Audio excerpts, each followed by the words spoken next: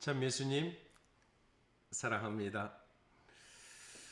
오늘 또 주님 안에서 함께 공부하는 그 마음을 이렇게 짧은 시간에 우리가 조금 관심을 갖고 함께 교리에 대한, 그리고 우리 교리라는 것은 우리 신앙을 더 풍부한다는 마음을 간직하면 좋겠습니다. 152항입니다.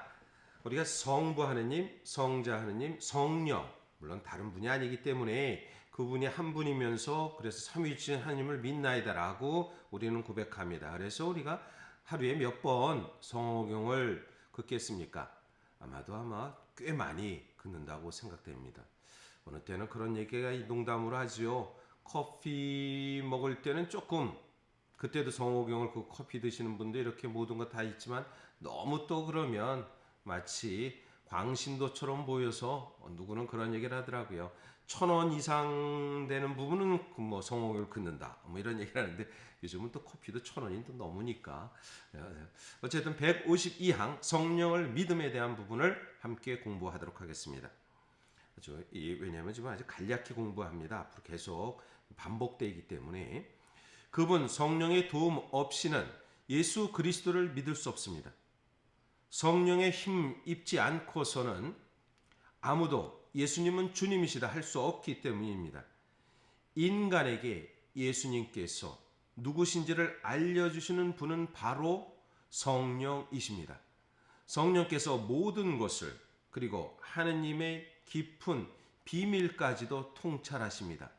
하느님의 영이 아니고서는 아무도 하느님의 생각을 깨닫지 못합니다. 고린도 전서 2장 10절에서 11절의 말씀입니다. 하느님 홀로 하느님을 온전히 아십니다. 성령께서는 하느님이시므로 우리는 성령을 믿습니다.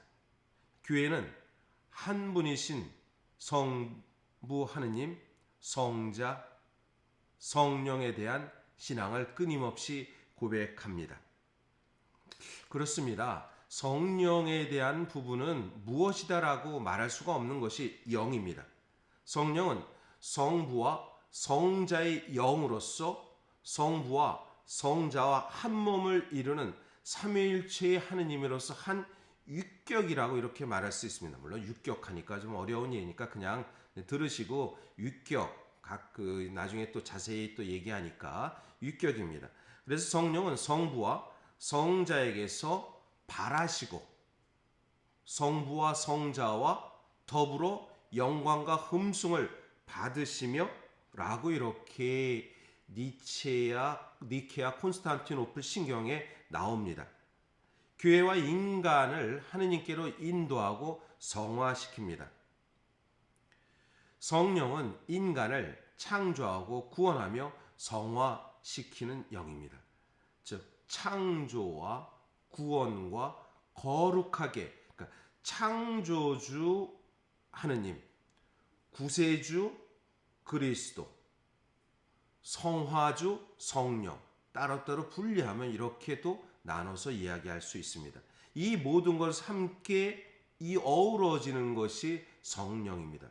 성령이 없이는 우리는 살 수 없습니다. 하나님의 영이 우리에게 있기 때문입니다.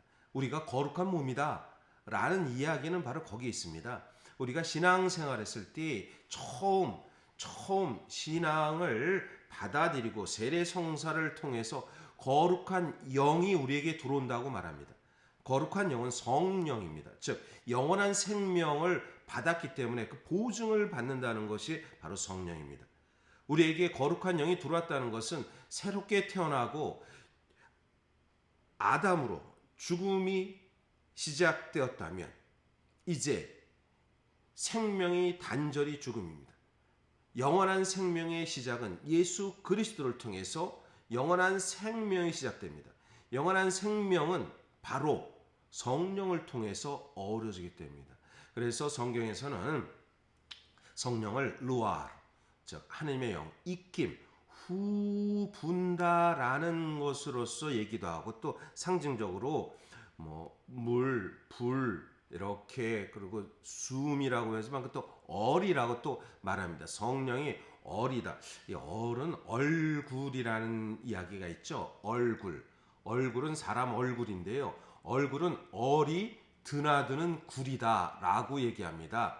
물론 제 얼굴이 워낙 이렇게 커서 이 영상에서 커서 그렇지만 얼굴은 얼굴이 드나는, 그래서 얼굴이 얼이 드나들기 때문에 얼 빠졌다.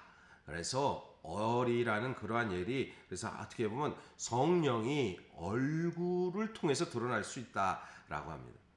그래서 저는 그렇게 생각합니다. 성경에서는 하느님의 영이 이제 현존 역사 안에서 함께 있기 때문에, 그래서 성경 안에 끊임없이 영에 대한 부분이, 그래서 창세기에 하느님의 영이 감돌고 먼저 숨을 불어일으키고, 그리고 이 예수님께서 세례를 받을 때 비둘기 모양의 성령이 이렇게 하늘에서 내려오고, 그리고 예수님께서 악마에게 유혹을 받을 때 성령의 인도를 받아서 있다라고 합니다.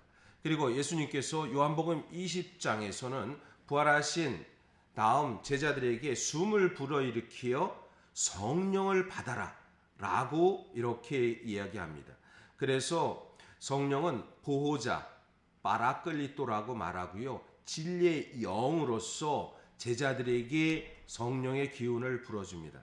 또 우리가 알고 있을 때 성령에 대한 이야기를 자칫 잘못 이해하면 특별한 은사를 받은 사람들에게 있는 영이 아니라는 것입니다.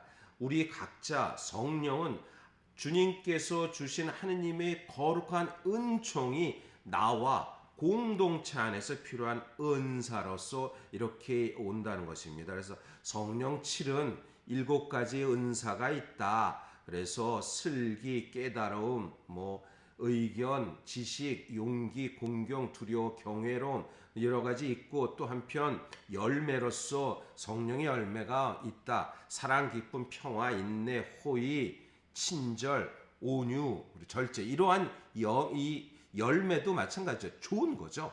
그래서 성령은 우리에게 기쁨을 주고 좋은 것으로, 성령을 받아라라는 것은 기쁨을 받아라라는 것과 마찬가지라는 것입니다. 그래서 성령의 은사에 대해서 어떤 때에 나는 성령을 받으니까 내가 너에게 성령을 주겠다 하면서 막 그런 분이 있으면 조금은 이상한 분이라는 것을 생각하시면 됩니다. 성령은 우리 모두에게 주어진 하나님의 은총임을, 그래서 영적인 그 가르침 속에 영적인 그 은혜로움이 있다라는 것을 생각하면 좋겠습니다. 성령 강림 대축일이 있죠.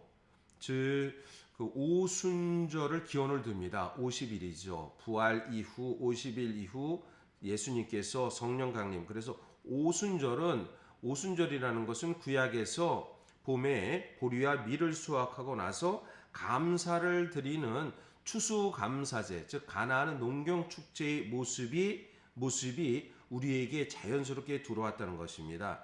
그래서 보면 예수님께서 오순절에 성령을 받은 다음 복음을 선포하면서 그들에게 성령을 부여해 주었다. 그래서 오순절날 제자들이 이제 성령을 받아서 교회의 공동체가, 예수님께서 세우신 교회가